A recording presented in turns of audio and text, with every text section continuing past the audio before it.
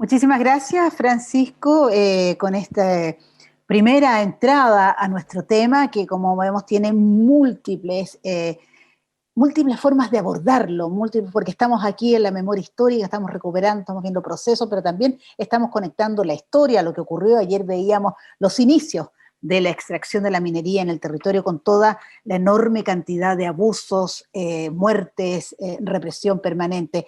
Carelia, tú has hecho una reflexión desde la historia, has hecho un trabajo de campo, has hecho una experiencia además, no sé si inédita, pero sí muy interesante, de trabajar con una organización de trabajadores y trabajadoras, y has señalado algunos aspectos que fueron muy importantes ayer, como el sentido de clase, el sentido además del sujeto social en esta suma de anonimatos que han sido las víctimas de la represión, de la instalación a sangre y fuego de un modelo económico con características tremendamente perversas. ¿Cuál ha sido tu experiencia? ¿Cuál es tu diagnóstico? ¿Cómo ves el aporte que ustedes pueden desarrollar desde la academia a estos procesos transformadores?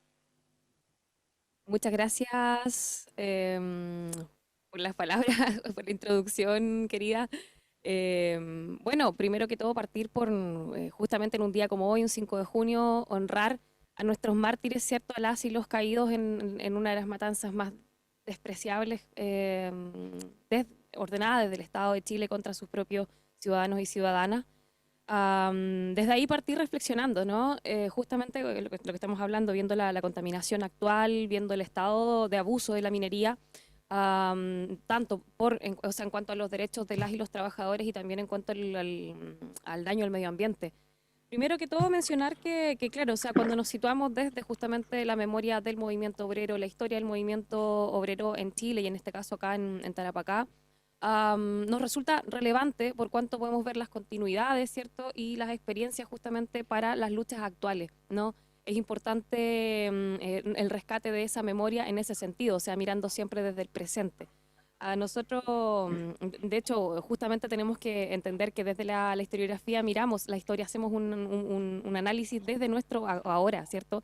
No mirar un pasado que está estático, que está lejano, que está muerto, por así decirlo, como que pasó, sino que nos siguen pesando, son pasados que nos siguen influyendo y por algo situamos nuestra mirada, la atención sobre procesos que consideramos que en la actualidad todavía tienen mucha vigencia. Eso pasa justamente con la trayectoria del movimiento obrero. Y por otra parte, en relación justamente a la contaminación, entender que también responde a un proceso histórico, como ya lo señalaba Manuel, ya lo señalaba Marta Elena, respecto justamente de la dictadura, ¿cierto? De la última dictadura militar en nuestro país, en donde comienza a instalarse un modelo económico que justamente perfeccionado, huelga a decirlo, por la postdictadura, y que hoy en día es quien se goza, ¿cierto?, de nuestros recursos naturales, de este extractivismo despiadado. Y me parece que, bueno, desde la historia también hablando, tenemos un concepto muy bonito que es el presente histórico, que nos referimos justamente a todos esos pasados, ya como en este caso la dictadura militar, que están vigentes hoy en día en el presente y que por tanto nos pesan, ¿cierto? Nos cargan. Cuando al inicio del estallido, por ejemplo, la frase que más nos marcó, que era que no son 30 pesos, que son 30 años, a eso nos referimos con el presente histórico, a ese pasado que está habitando el presente. Y en este caso vemos que justamente la contaminación es producto de aquello, es producto de ese pasado que no ha terminado de pasar, ya de las consecuencias vigentes de una dictadura militar que no solo violentó los derechos humanos en tanto la violencia física, ¿cierto? La violencia sexual um, contra hombres y mujeres, sino que también al instalar un modelo económico como el neoliberalismo, también violenta un derecho humano que es justamente el vivir una vida libre de contaminación. Entonces, es parte de ese pasado que hoy en día eh, está más vigente que nunca, o sea, no podemos, desde muchas aristas, no podemos como pretender que la dictadura ya se acabó, demos vuelta a la página, reconciliémonos, como hay algunos discursos negacionistas que lo plantean, sino que entender que es un pasado en el presente. Ya, ese es nuestro presente histórico, o sea, está anclado justamente al proceso que se abre con el golpe de Estado. Entonces, bueno, desde ahí invitar a la reflexión, desde ahí nuevamente, insisto, y soy súper como majadera en aquello, desde ahí también esa investigación militante, ¿cierto? Ese compromiso ciudadano que tenemos desde la historia. No investigamos pasados que están muertos, estamos investigando procesos que están abiertos y que nos permiten justamente perspectivar lo que se viene, lo que queremos como sociedad, y en este caso, como ustedes lo han dicho, en esta gestación, me encantó ese concepto que usó Marta en este parto de una nueva constitución. O sea, es un proceso en el cual estamos inmersos y tenemos que aprender de alguna forma a analizar esos anclajes del presente histórico. Eso por mi parte. Gracias. Muchísimas gracias, Carelia, por esta reflexión que estás aportando, como siempre, en una óptica tan propositiva, tan creativa, que creo que es algo que no nos deja de sorprender. Bueno, vamos a continuar entonces, ahora vamos a dar paso a una reflexión un poquito más extensa a nuestros invitados. Vamos a partir entonces con Marta Elena Montoya, quien se ha especializado en el tema de la memoria por una historia personal, como lo decíamos, las comunicaciones, los movimientos sociales y cómo esto va cruzando las luchas actuales, desde atrás, en cada una de las vidas que te ha tocado vivir. Marta Elena Montoya, bienvenida. Muchas gracias de nuevo por darme esta oportunidad de estar con ustedes y de poder crear una línea del tiempo que dice muy bien Carelia, un pasado anclado en el presente, ¿no? Y que afortunadamente no hemos dejado atrás como recuerdo, como evocación, sino como una memoria colectiva que se va construyendo y que se va construyendo a partir de estos anonimatos que hablaban ayer, ¿no? Hablaban de cómo nuestros héroes han sido anónimos. Y en ese sentido me parece que es un llamado, un grito a recuperar esas vidas y esos seres en vida, ¿no? No esos seres que fueron sacrificados, que trataron de silenciar, sino que nos están diciendo desde su lucha, desde su vida, desde su cotidianidad, y ponerles nombres, ¿no? Ponerles nombres a esos seres anónimos y poder que las poblaciones nuestras, las movilizaciones sociales puedan recuperar esos nombres como banderas y decir, aquí estás, ¿no? Aquí seguimos con tu testimonio, aquí estás presente. Y me parece fundamental, a partir de que se está trabajando la nueva constitución, plantear que es un país que no solamente fue la dictadura la que irrumpió y produjo tantas muertes, tantas desapariciones, sino que precisamente hoy estamos conmemorando una masacre terrible, ¿no? También qué pasó con esos cuerpos, qué pasó con esas personas, qué pasó con esos sitios donde fueron sacrificados. Ayer nos contaban algunos compañeros de un obelisco, de unas placas, pero que realmente se han perdido en la pampa, como decía otro compañero, ¿no? Fueron los desaparecidos, los masacrados, pues simplemente el Estado decía, se perdieron en la pampa, ¿no? Y pues realmente no se perdieron en la pampa, están en nuestros corazones y en nuestra memoria, y es necesario rescatarlos de ese olvido, porque eso es lo que hacen las dictaduras, ¿no? Eso es lo que hacen los autoritarismos, tratar de desaparecer esas referencias que tenemos y poder dejarnos un vacío en la construcción de nuestra identidad y del sentirnos seres colectivos. Eso me llamó mucho la atención también, que ayer decían, bueno, las individualidades las hemos perdido. No, yo creo que no las hemos perdido. Hay muchas maneras de, a nivel de esas individualidades, poder reconstruir una memoria colectiva que, así como los compañeros están reconstruyendo toda la parte histórica de la minería, también esa minería ha sido hecha por hombres y mujeres que han sufrido la violencia, no solamente de la dictadura, Las dictaduras no se dan porque hay hombres malos que salen y surgen y hacen uso de su poder. Ha habido una violencia patriarcal, como decía Carelia, también anclada, también enquistada en nuestros corazones y en nuestra memoria, y hay que desentrañar esa violencia patriarcal para los hombres y las mujeres, porque los informes que tenemos de la dictadura, más que testimonios, son grandes silencios acerca de qué pasó con esa violencia, de qué pasó con la violencia sexual, de qué pasó con la manera como los hombres de la dictadura ejercieron la violencia sobre otros hombres que habían feminizado sus cuerpos y que habían tratado de una manera absolutamente inhumana de callar, de cómo hubo crímenes sexuales que todavía muchos compañeros llevan adentro de su cuerpo, adentro de su memoria, y los llevan como con un gran silencio y una gran vergüenza. Entonces, eso es lo que tenemos que escarbar, eso es lo que tenemos que escribir, eso es lo que tenemos que gritar, eso es lo que tenemos que pintar, eso es lo que tenemos que cantar, eso es lo que tenemos que danzar. Decir, este país, este continente tiene que nacer. Y decía Manuel Gasco, son 100 años de embarazo, sí. Es también una colonia, una colonización de nuestros países, una manera como se silenciaron nuestros pueblos originarios, una manera como se ha silenciado nuestra palabra, como hemos sido los otros, ¿sí? Los otros, los que estamos del otro lado.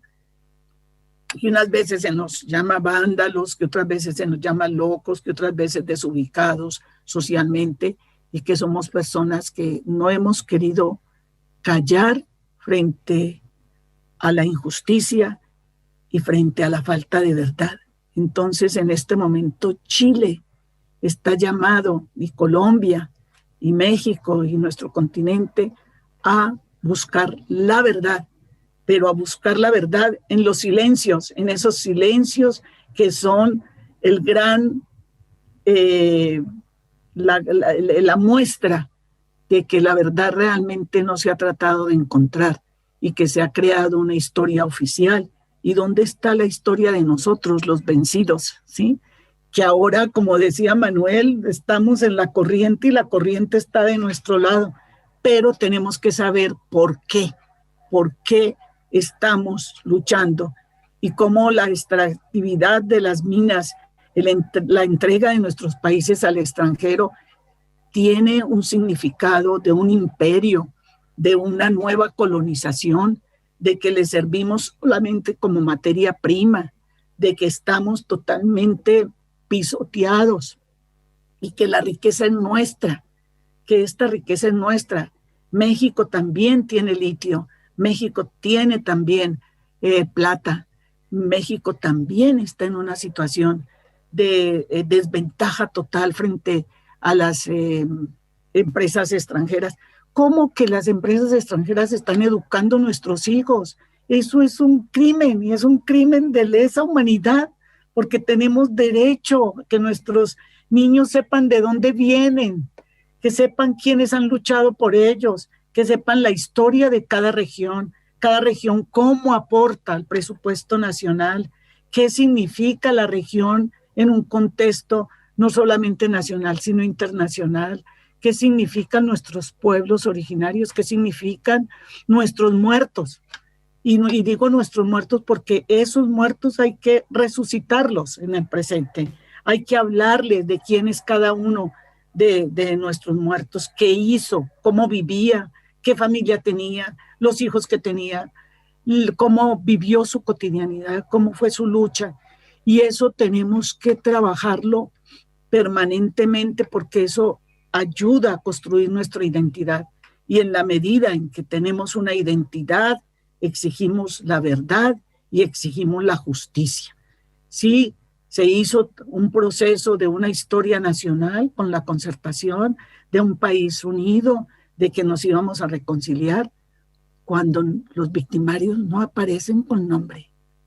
No hay ningún victimario que tenga nombre en los informes. Cuando el informe Valed está guardado por 50 años, por 50 años, ¿qué ha pasado con la vida de todos nosotros, de las mujeres y de los hombres que estuvimos presos? ¿Qué ha pasado con esos silencios? ¿Qué ha pasado con nuestra cotidianidad después? ¿Cómo nos destruyeron un futuro y quisieron destruir una subjetividad? Ahí es donde tenemos que entrar a rascar y a rascar con fuerza. Y me parece maravilloso cómo los muchachos salen a las calles y gritan, el violador eres tú, gritan las mujeres y también algunos hombres, porque tenemos que desenmascarar esos personajes, esos torturadores, esos violadores, esas personas que se pusieron de un lado para acabar con sus hermanos. Eso los tenemos que desenmascarar, los tenemos que señalar. No es venganza, es justicia. Y esa justicia tiene que darnos la posibilidad de una segunda oportunidad sobre la tierra, como dijo García Márquez en su discurso del Nobel, una segunda oportunidad sobre la tierra. Y ya no podemos seguir viviendo con estas cargas, ¿sí? Me parece hermosa y durísima la lucha que han librado los mineros y que la han librado desde que se empezaron a encontrar las minas, exponiendo su vida, exponiendo su salud, exponiendo todo, sabiendo cada día que entran a la mina que de pronto no van a salir. Sí, hoy hay 7 mineros mexicanos en unas minas del carbón sepultados. No sabemos si están con vida y cada entrada a la mina es entrar en el socavón y es pensar, de pronto no voy a volver a salir. ¿Sí? Y estamos contribuyendo a que nuestros países sean pauperizados cada vez más, sean sometidos con préstamos internacionales, sean exigidos frente a reformas que ellos son los que nos las exigen. Y ahí estamos nosotros tratando de no ser aplastados como cucarachas. Entonces, sí pienso que para poder vivir este momento, este presente, que tenemos un pasado enquistado y que ese enquistamiento solamente lo podemos resolver de una manera histórica, buscando la verdad. Y esa verdad es dándole nombre a nuestros héroes, dándole nombre a los victimarios, señalándolos y exigiendo que se haga justicia. Yo creo que eso es algo que es un llamado a los movimientos sociales, de que tenemos que recuperar esa memoria. Ni siquiera es recuperarla, es expresarla, es decir, aquí está porque ahí está, y está haciendo daño también, porque nuestras vidas personales fueron carcomidas por esa violencia, por tratar de acabar subjetivamente con nosotros, no solamente de golpearnos, no solamente de silenciarnos, sino de que dejamos de existir como seres humanos. Y yo creo que eso es el llamado más importante. ¿Dónde están esos seres humanos? ¿Dónde está ese país? ¿Dónde está esa nación que hemos querido construir y que ahora se ha vuelto la patria grande por las luchas que todos tenemos y que coinciden?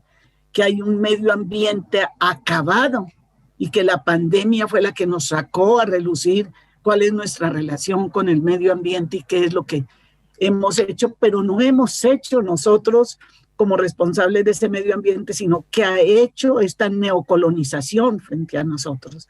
Entonces, pues sí, es un llamado a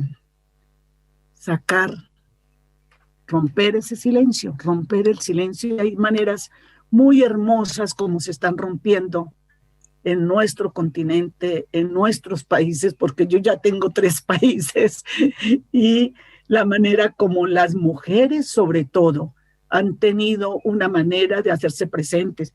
Vimos las mujeres chilenas con las arpilleras haciendo las denuncias de lo que pasaba con las ollas comunitarias. Vemos los mapuches cómo han sacado toda su cultura, su fuerza, su valor para enfrentarse a estas transnacionales y a un Estado que los ha ignorado. Vemos cómo las mujeres colombianas hacen muñecas con la historia de cada uno y muñecos de los desaparecidos contando quiénes son para que uno los adopte y se los lleve a su casa con su historia de vida. Vemos también los tendederos que hicieron las mujeres mexicanas de Eureka buscando sus hijos desaparecidos, diciendo vivos se los llevaron, vivos los queremos, y han hecho esos tendederos tan hermosos con los nombres, bordando los nombres de sus hijos. Entonces yo pienso que es como dice Manuel, el momento de la revolución y que ahora sí no nos podemos quedar con las manos cruzadas. Bendigo, digo esa palabra tan cristiana, pero también en otras religiones se dice de la bendición, lo que están haciendo los compañeros de la Federación del Cobre frente a todas estas denuncias y que pues nos están haciendo un reto maravilloso y un reto que tiene que ser respondido por los movimientos sociales. Así que pues démonos esta segunda oportunidad sobre la tierra. Gracias, Gloria, y gracias a todos los compañeros. Muchísimas gracias, Marta Elena, por estos tremendos elementos de análisis que haces, además no exento de toda una vida dedicada a este tema, con una lucidez y una claridad que la verdad es que nos emociona y nos sorprende. Yo veo ahí las caras de quienes están en Iquique y me doy cuenta de lo profundo que cala lo que tú estás diciendo. Nabil Rodríguez, antropólogo de Temuco, que está ahí en el Wallmapu, un Wallmapu agredido, que resiste, un Wallmapu que además pretende ser arrasado, viendo lo que han hecho en esta